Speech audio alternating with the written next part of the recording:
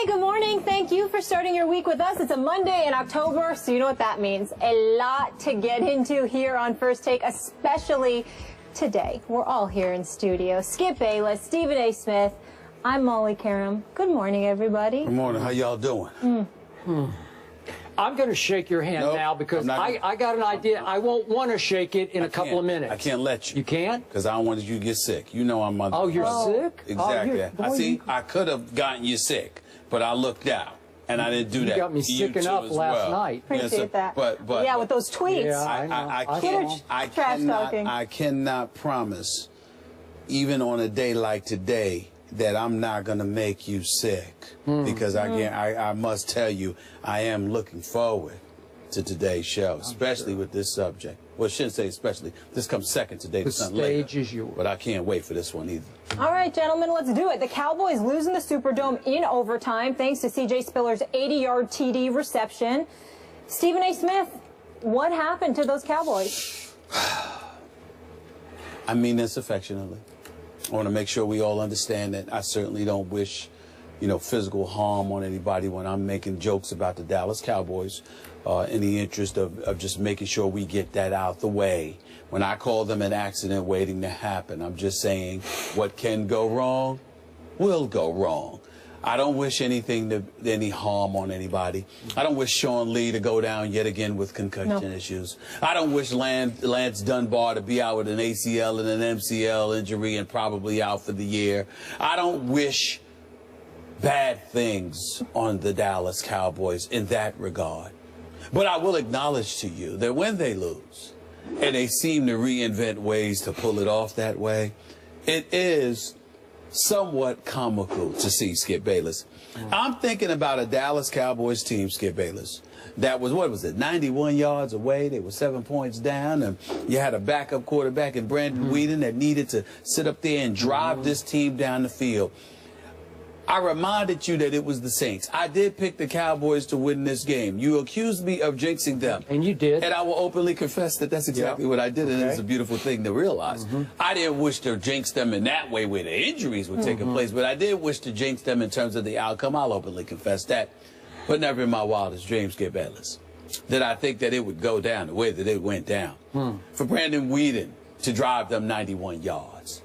You understand? To connect with Williams on that TD pass in the right corner. To connect with him on a 24-yard pass. Before that, if I remember correctly, Cole Beasley and him hooked up on a 17-yard pass. Jason Witten and him hooked up on like a 29-yard pass. All of this went on in the same drive where Brandon Weeden, who had a relatively pedestrian game, didn't make any turnovers, but at the same time, there was nothing great about him up to this point. The dude showed up when it counted most, Skip Bayless. And somehow, some way, he didn't look like a reserve. He looked like somebody, Molly, Skip, that was capable of leading these Dallas Cowboys, that was capable of filling those shoes of that dude on the sideline with the sling in his arm, with the microphone in his right hand, shouting instructions, because he's usually the starting quarterback. His name is Tony Romo, by the way. You know, when I saw these things transpire, and I saw the Dallas Cowboys tie it up, I started laughing because I said to myself, you know something? There's plenty of time for Drew Brees to drive this team down the field. What a cruel, cruel ending it would be. But you know what? I'm going to make to you is this. Wow. At that particular moment in time, Skip Bayless, all of a sudden, I heard the announcer screaming, there he goes! C.J. Spiller's gone, blah, blah, blah. And all of a sudden, on the second play, just 13 seconds in the overtime, Drew Brees delivered the goods. And I just want to end by saying this. Seems like every time you have somebody coming back, you have somebody else going down. It seems like, Sean Lee, Skip, what injury has this dude had? Has this dude not had?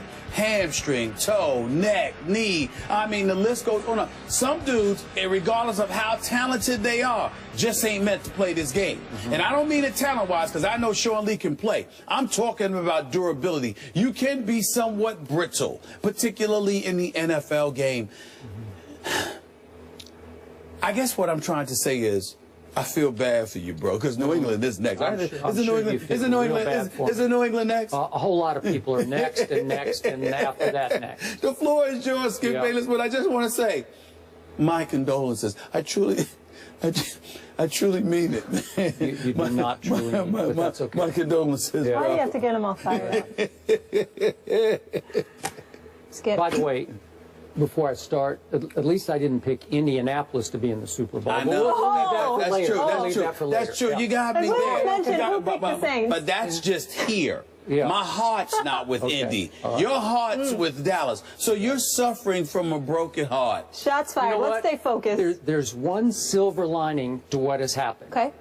And that is your shtick is getting so old for me that now you're going to have to put it back in your little bag of tricks over there, and you're going to have to leave it there for a long time, because I got to tell you, I'm concerned my Dallas Cowboys are about to become, dare I say, irrelevant, because they are in for a rough stretch. I told you they had 2 winnable games, Atlanta at home and at New Orleans. They were up 28-17 at halftime and obviously fell apart in the second half versus Atlanta. And last night they went to overtime, and as soon as Jason Witten called tails, you got to always call heads. It's always heads. I can't prove that mathematically, but it just always seems to be heads on the overtime flip. He calls tails, it's heads. I said, I'm cooked, because they weren't going to stop Drew Brees at that point. I'm sorry. Okay. I just have a quick question. Are you trying to say that because he called tails instead of heads, that well, however you do it, once you lose the coin flip to Drew Brees at home with a gas defense, you're basically done, okay? And they just might be done for good. We'll talk about that. I'm just asking because I never heard that from you before. That's so here's my issue with your take, which is always the very same over and over and over again to make me sick. I'm physically sick over hearing you say accident waiting to happen. I know. An accident waiting to happen is when your big stars make crucial mistakes at crucial moments. Last night, my Dallas Cowboys, with no big stars left, had 0 turnovers at New Orleans. I thought that was pretty good, which leads to my bottom line off last night. I cannot tell you how proud I was of my Dallas Cowboys last night against increasingly decimated, not meant to be odds at New Orleans. To get that game to overtime was sensational to me. And I want to applaud and thank Brandon Weeden for playing your tail off last night. He gave you next to no credit. You had a QBR of 81 and led a 91-yard drive to tie it at the end. That is big time. Okay, I know, but you said he was hitting up until that point. Yeah, but an 81 on a scale of 100, that's pretty high QBR, because he deserved it. Okay, now back to my big picture bottom line. Look, the injury gods are just screaming at me, sorry, this year is not for you. It's not meant to be. Well, that's not an accident waiting to happen. That's just bad luck. And I know you said, oh, I don't wish injury upon anybody. But this has gotten almost laughable how bad the injuries are. Because, Sean Lee, you're right. He's brittle. We know that. But to lose yet another current best player on my defense in the first half last night, after he played at an extremely high level, that's pretty hard to overcome against Drew Brees. And I know Drew Brees didn't have quite his arm last night, but it looked pretty good to me, I got to tell you. And then, do you understand what Lance Dunbar means to this football team? He is the most electric playmaker on the football team. He already had a 45-yard run on the second play of the game. And he tries to make a play from 8 yards deep in the end zone and completely obliterates his knee on the tackle, and he's lost on the opening kickoff of the second half. And I was like, to quote the great Don Meredith, turn out the lights, the party's over. But guess what Brandon Weeden did 2 series later? Wait a second. He goes bombs away to Bryce Butler, and I tried to tell you when they acquired him, he can fly. He's 6'3", you know, he's a stud. He just needed to figure out how to play. And here he is, bombs away. And guess what happens? He gets hurt. He pulls his hamstring on this play. I thought he was going to score, and he couldn't go anymore, so he just stepped out of bounds. He should have scored. Well, that would have made it 17-10. That would have given me a little more cushion than 13-10, because, of course, they coughed at that point and ended up with a field goal. Well, 17-10 might have put a little more pressure on you and the Saints at that point. So then, my quarterback obviously leads the drive. Game is tied. Their kicker did miss a field goal, but we gave them, with 12 men on the field, we had just given them a field goal a little early in the game, so I thought that was a wash. Then Jason Witten lose the overtime flip, and guess what happens on the first play of overtime, one that you omitted? Andrew Getchgar, who is my backup to Sean Lee, backup linebacker, gets picked on the play. I don't know if we have that one. He gets picked and just gets hammered. And he limps off the field. Okay, now you have to throw Damian Wilson, your third-string rookie linebacker, back into the game. He's a nickel linebacker. And you have to say, on the fly, who do you have? Who do you have? Oh, wait a second. I'm supposed to cover, oh, yeah, C.J. Spiller. And he's gone by, and before he even figured out what his assignment on the play was, and it's a home run, and the game is over. Well, what do you think is going to happen? Like, what can I do about that? My third-string rookie linebacker is trying to cover C.J. Spiller. That's just the injury god saying, I'm sorry. This one's not for you, Mr. Bayless. You're out this year. You're done. You know, well, I can't fight that. Tell me what I'm supposed to do.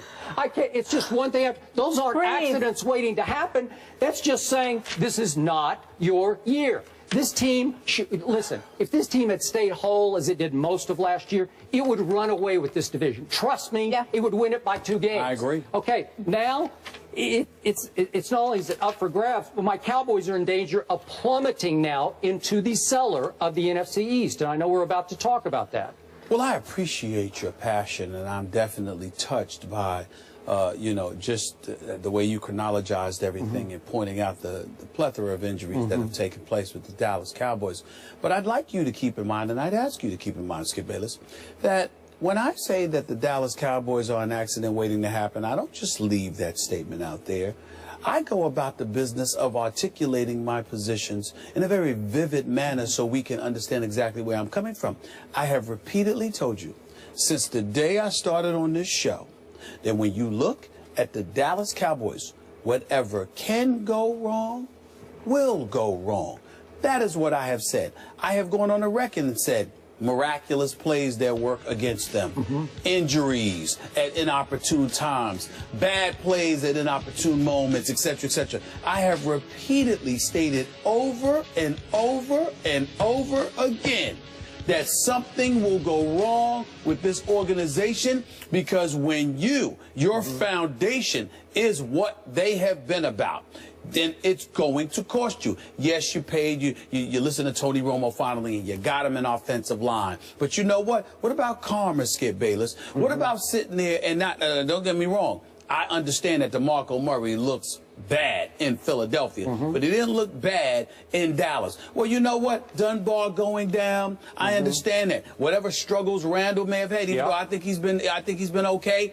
Would you didn't have that problem last year when DeMarco Murray was back there running the football. But see, what happens is he broke his hand, by the way. What happened? Yeah, but he still played. He still came back and played. And what I'm saying to you is that when you don't take care of the people you're supposed to take care of, when you don't do the things that you're supposed to do, bad things end up happening sometimes. It's applicable to everything else in life. Why would it not be applicable when it comes to the National Football League? When you look at the Dallas Cowboys, yes, you've got Sean Lee, who's relatively brittle but very, very gifted. We understand that, okay? But to get down with the concussion issues, okay? You look at a Rolando McClain, he's coming back. A Greg Hardy, he's supposed to come back, but we know why they're gone. Along with Randy Gregory, his foot, we know why he's gone. Orlando Scandrick, that's unfortunate because he's a good guy as well as a really good corner. He's no prime time, but he's good, okay? But he's down.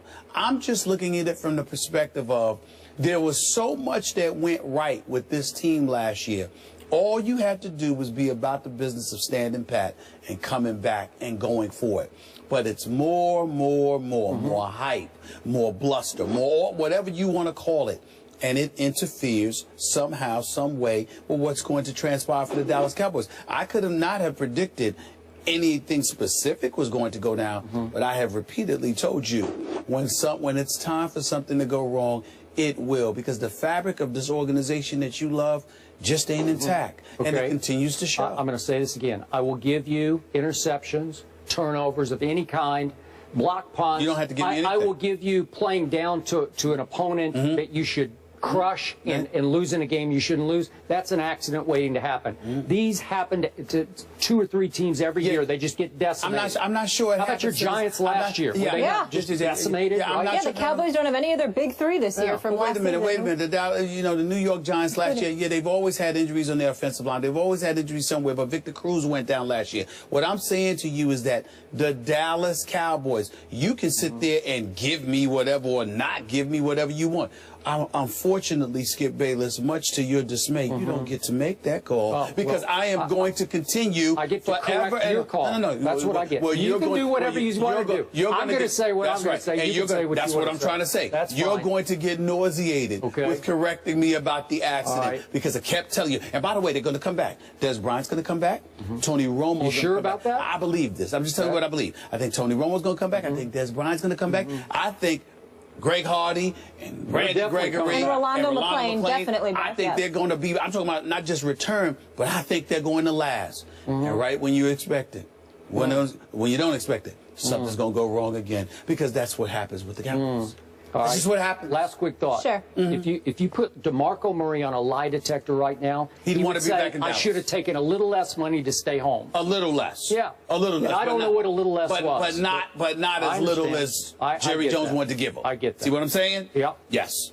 Maybe so. So New England at Dallas, that's 4:25 on Sunday. The Cowboys now have lost 5 of 6 against the NFC South. So the Cowboys, Giants, and Redskins, as we mentioned,